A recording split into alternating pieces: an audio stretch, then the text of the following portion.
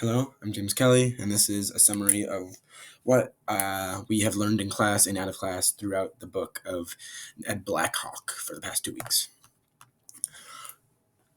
So, before Spain made it to the main parts of the Americas, they first landed, taken, and over time decimated the Caribbean archipelago. The genocide of Taino and other native groups led way for a home base of sorts for the Spanish to expand into the rest of Northern America. I myself have Taino heritage due to being Puerto Rican.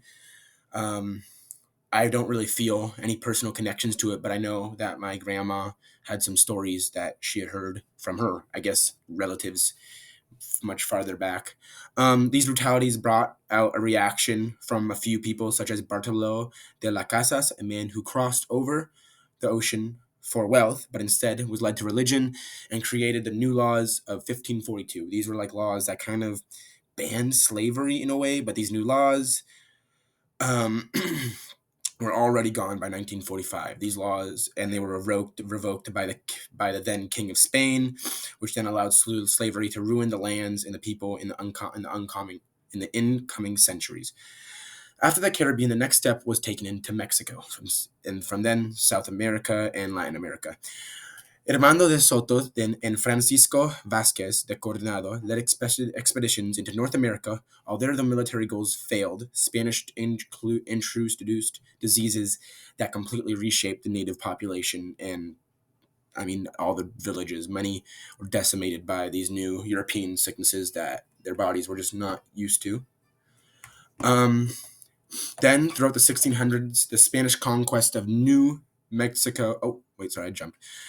The Mixed Wars then erupted in northern Mexico, symbolizing the growing Spanish presence. Silver from Mexican and Andean mines reshaped the European economies, while the indigenous allies of Spain expanded into new territories.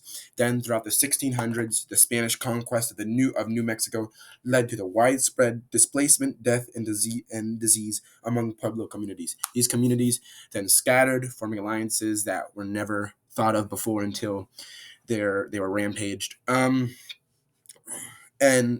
with that, they also gained some European technology, especially like an equestrian sort of horse culture, which then led to a native expanse of cattle herding throughout the Southwest. Then in 1680, these new alliances led to the Pueblo Revolt, sparked by slavery and enforced labor. The natives drove the Spanish out of New Mexico, sparking the first American Revolution, which I had never heard of myself, which I found kind of cool. I was like, yeah, this is really like the first American Revolution. They're real Americans here doing a revolution against Europeans, kind of like what we did, or kind of like what the founding fathers did, but not really. That sounds weird. Uh, in this revolution, they burned down churches while marching on Santa Fe, however, the Spanish later reconquered New Mexico in 1692. In the early 1700s, New Mexico started becoming increasingly diverse. Genizaros, or detribalized indigenous people, began integrating into Spanish colonial society. And that's pretty much a recap of chapter 1 of the book. Then in chapter 2, we jump to the East Coast. We transition from focusing from this west onto the east and kind of sort of on the east, this northeast part of the U.S. and New England. And we were talking about the English, and with it, and it was kind of introduced with Giovanni de Verrazano, a Spanish sailor, but on a voyage along the New England coast, he observed dense native populations on the northern coast, and that kind of led to the English joining in on this colonization.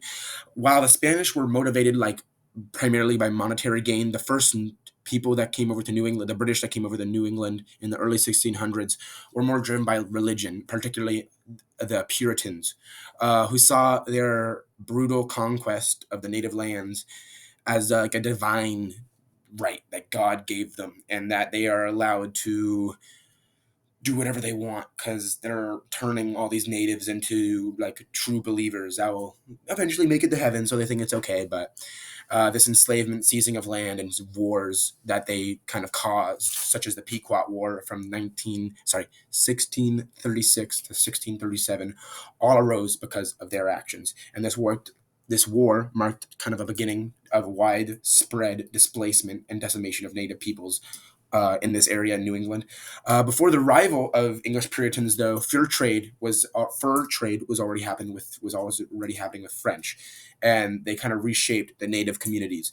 But the diseases that those French brought completely also reshaped communities, and it killed huge numbers of native people, allowing the Puritans to basically just move on, allowing these new English Puritans that are moving in basically just like, oh, here's a village, just completely abandoned in a great spot. Let's just take it over. They just had open land that was once inhabited but abandoned due to disease. During the long period of enslavement that Puritans brought, it was not just battle prisoners, but now, or the Puritans and all other colonizers brought, it was not just prisoners now that were being taken as slaves. Natives were being tricked into being brought into slavery pretty much. Natives would be lured into European ships with the idea that they were going to trade with these Europeans or English, Spanish, French, whoever. But instead would be taken on to the below deck and imprisoned. One native that was taken at this time, or during this time period, was Tisquantum or Squanto, one of New England's most well-known native figures. He was captured and taken to England, and after returning to his village, which was abandoned due to disease, he lived among the English settlers, serving as a guide and interpreter in a rapidly changing world. So he helped them out a lot, and his whole village was destroyed, which is pretty sad. So I didn't like that. I was kind of hoping he would get back and they would all be alive, but stuck. Before European intervention, native groups already had some rivalries, and these long shaped kind of like their borders and where you could go and where you couldn't. But however, once Europeans joined up, it's like, oh, hey, there's a super powerful force. Let's go team up with them. Some of them said, and now we can be a little more have a bit of a more of an advantage. So the Wampanoag, for example, began to withdraw from previous trade relationships with some tribes, perhaps, and instead of forming alliances with the English settlers, and instead formed alliances with English settlers to gain an advantage. By 1700, native populations in New England had dwindled to less than 10% of their original size due to violence, disease, and displacement. The colonies became this stream, and all the colonies pretty much became extremely dependent on slave labor, which was horrible. That's basically kind of a recap of chapter 2. Now on to chapter 3. In 1534, French colonization of North America began with Jacques Cartier's arrival. And unlike the Spanish and the British, the French experience is different, particularly their relationship with indigenous groups like the Iroquois Confederacy. The Iroquois Confederacy were made up of the Mohawk, Oneida, Onondaga, and the Cayuga and Seneca, and they were much better organized than many other of the native groups that were first that were part of colonization, pretty much, and they were prepared. So, and despite there being still much violence, the Iroquois managed to forge diplomatic resolutions that allowed them to share power throughout the French colonial period and throughout the early 1600s.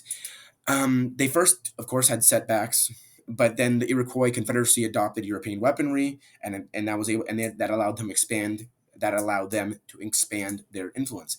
They captured territory in southern Ontario in the Great Lakes region, and which then to establish sort of a Dutch trading relations, and with much of the land coming from actually overpowering other native groups such as the Mihakan and the Wendat nations.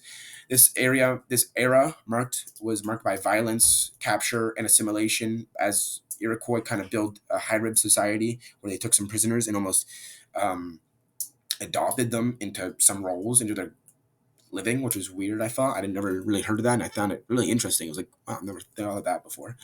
By the end of the 17th century, the Iroquois controlled much of new former Mihikan and Wendat territories and launched a campaign that also kind of disrupted the new disrupted trade routes throughout New France. The French, so then the French kind of were like, hey, we don't like that. So they tried to respond with force, military. And since these Iroquois were now armed, they were actually able to kind of fight back. And all military confrontations led to stalemates. So eventually, French were like, oh, this isn't really working. Iroquois were like, hey, this isn't really working. Everybody's kind of dying. So eventually, 1701, in 1701, diplomacy triumphed, of course, always does, not really, with the signing of the Great Peace of Montreal. With the signing of the Great Peace in Montreal, this treaty established a multilateral and hybrid order across all of this sort of area. Oh my God, I talked for 10 minutes. Well, I hope he's okay with that.